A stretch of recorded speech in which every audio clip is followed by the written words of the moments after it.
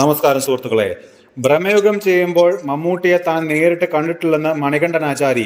എന്നാൽ പത്രസമ്മേളനത്തിൽ വെച്ച് മമ്മൂട്ടിയെ കണ്ടതെന്നും തോളത്ത് 2 തട്ട് തട്ടിയെന്നും മണികണ്ഠൻ പറഞ്ഞു. മമ്മൂക്കയ്ക്ക് ഇടയ്ക്ക് മെസ്സേജ് അയക്കുമ്പോൾ കൂപ്പുകൈ അല്ലെങ്കിൽ ഹായ് എന്നൊക്കെ മറുപടി അയക്കുമെന്നും മണികണ്ഠൻ കൂട്ടിച്ചേർത്തു.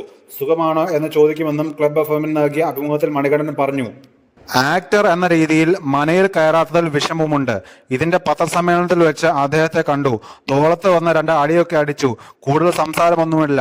ഇടയ്ക്ക് മെസ്സേജ് അയച്ചാൽ ഒരു കൂപ്പുകൈ അല്ലെങ്കിൽ ഹായ് എന്നൊക്കെ പറയും. സുഖമാണോ എന്നൊക്കെ ചോദിക്കും, മണികണ്ഠൻ ആചാര്യ പറഞ്ഞു. ഭ്രമയുഗത്തിൽ അമാൾഡയുമൊത്തുള്ള സീൻ ചെയ്തപ്പോഴുള്ള അനുഭവം മണികണ്ഠൻ അഭിമുഖത്തിൽ പങ്കുവച്ചിട്ടുണ്ട്. എന്റെ കോ ആക്ടർ അമാൾഡ ആയിരുന്നു.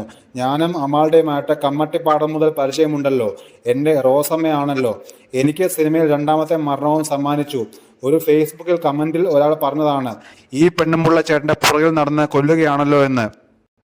കമ്മട്ടിപ്പാടത്തിൽ ബാലൻ ചേട്ടനെ കൊല്ലുന്നതിൽ പുള്ളിക്കാരിക്കും ഒരു കൈ ഉണ്ടല്ലോ. അമാൾഡ എൻ്റെ നല്ല സുഹൃത്താണ്. അത് ഈ സിനിമയിൽ ഗുണം ചെയ്തിട്ടുണ്ട്. അത്തരം സീനുകൾ ചെയ്യുമ്പോൾ മറുവശത്ത് നിൽക്കുന്ന ആൾക്ക് എന്തെങ്കിലും ബുദ്ധിമുട്ടുണ്ടായാൽ പ്രശ്നമാണ്. മുടി മാത്രമായിരുന്നല്ലോ യക്ഷിക്ക് ഉണ്ടായിരുന്നത്. അപ്പോൾ അവിടെ നോക്കരുത് ഇവിടെ നോക്കരുത് എന്നൊക്കെ ചിന്തിച്ചിരുന്നെങ്കിൽ പ്രശ്നമാവും. അമാൾഡ അങ്ങനെ കോൺഷ്യസ് ആവുകയൊന്നും ചെയ്തിട്ടില്ല. അമാൾഡയുടെ ഭാഗത്തു നിന്ന് ഒരു ഡിമാൻഡും ഉണ്ടായിരുന്നില്ല. അവർക്ക് എന്നിൽ ഒരു വിശ്വാസമുണ്ട്. ഞങ്ങൾ അഭിനേതാക്കൾ എന്താണെന്ന് തമ്മിൽ അറിയാം. അമാൾഡ എന്ന നടിയുടെ സഹകരണവും കഴിവും എത്രമാത്രം ഉണ്ടെന്ന് എനിക്ക് അറിയാം. എന്നെക്കുറിച്ച് അമാൾഡയ്ക്കും അറിയാവുന്നതുകൊണ്ട് ആ സീൻ വളരെ അടിപൊളിയായി ചെയ്യാൻ പറ്റി, മണികണ്ഠൻ ആചാര്യ പറയുന്നു.